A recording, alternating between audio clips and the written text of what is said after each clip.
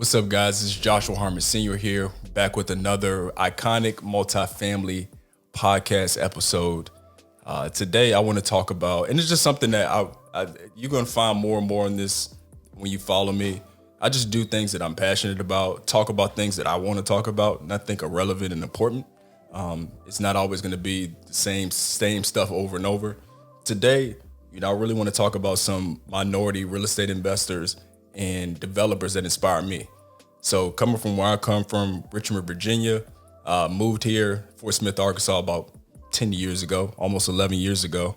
And to this day, I haven't ran into, very many real estate investors that are minorities here locally. And, that was something that kind of puzzled me because, for me, it's a free market. Anybody can buy properties. And, I think people who look like me or may come from the background that I come from, they need to see those examples. So I'm an example for those, for some, but for some others, they may need to see something elaborate, legendary, epic, like some of the gentlemen I'm going to talk about today. So one of the most influential and inspiring real estate investors that I've ever seen are Donahue Peoples. So he's a real estate developer, born and raised in DC, started off as a real estate agent, went into doing HUD inspections. If you're not familiar with HUD, you run into the housing and urban development, some of the more rough housing, sometimes income-based. He would do appraisals for HUD when he was in his 20s.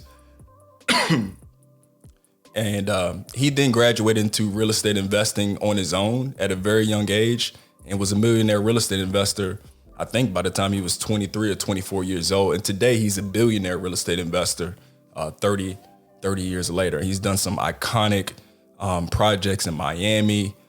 He did a bath club, which was all white, pretty much a bath club. It was a frat house. It was a country club, whatever you want to call it. And it was a staple in Miami Beach. He, as a minority who wasn't able to be a member of that club, he purchased the club and he still owns that to this day. I'm not familiar with the exact name of the bath club, but those are the type of iconic things that he was able to do. He navigated politics. He had to navigate, being a minority in the 80s and 90s, buying properties, developing condos and doing things like that. And I would say he did an amazing job to get to where he is today. And his son is also, part of his corporation today. And, he is one of, Donahue Peoples, he's one of the guys that really inspired me.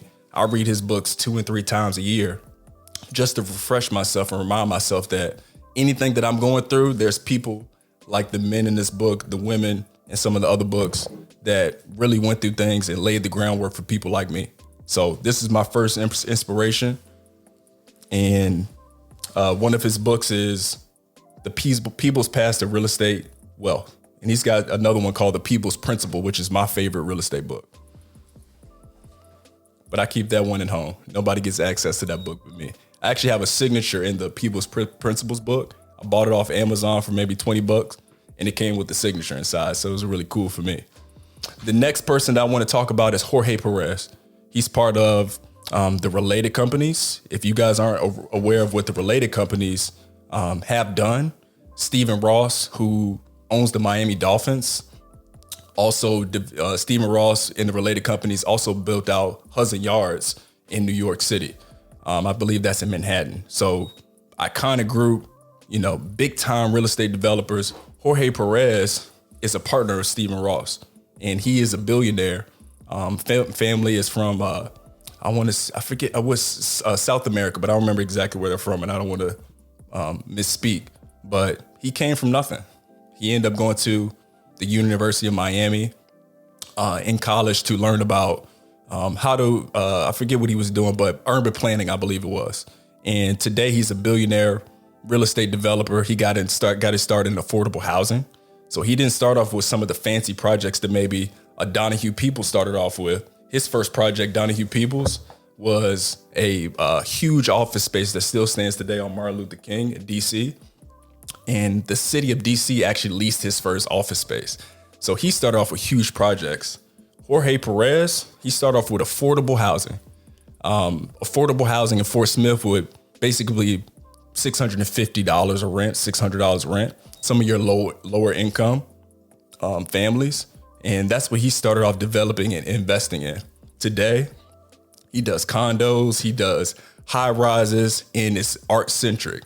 So everything that he does is based on art and, really showing you how you can mix art and real estate, which is really cool. So read this book, Powerhouse Principles by Jorge Perez. You'll get a lot of value from that.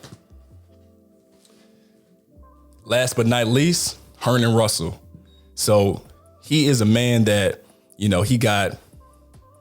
got all kind of people who endorsed him on the back of his book.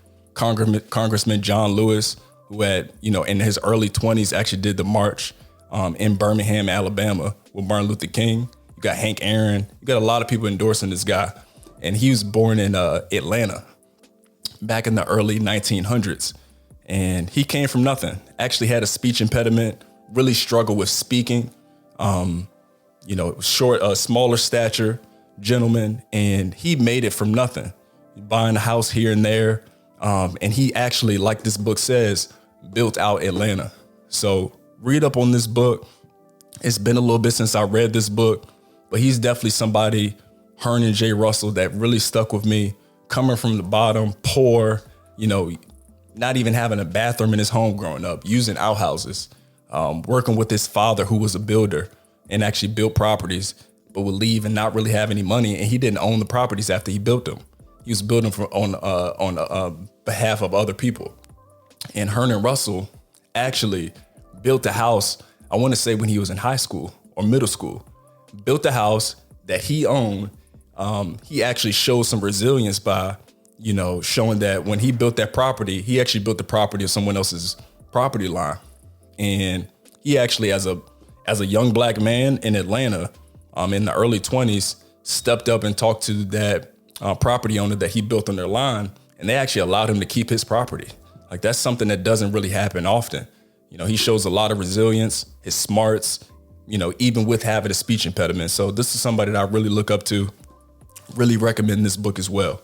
So the reason that I did this, I was just talking to off mic a little bit, and I believe that as a minority, you're going to be faced with a lot of things, but you have to be resilient. You have to know your business, and you have to really go for it. Like, you don't get two opportunities to do this at life. You get one opportunity, lay it all out there, educate yourself, and read up on the people who have laid the groundwork. You don't have to do anything original. You can read up on what these gentlemen have done, what some of the ladies have done in some of the other books, and really, follow their blueprint like I have done. And I owe a lot of my success to men and women of color like these three. So very, very appreciative of that. So not sure what we're going to title this video, but wanted to inspire a few people who may have need that inspiration to keep pushing forward. Reach out to me. And if you need some more recommendations of books, also people who are watching, if you know of any books of minority real estate investors that you would like us to read, put it in the comments and allow us to learn and add value to the audience. So I appreciate you guys watching another episode of the Iconic Multifamily Podcast. We'll see you guys next time.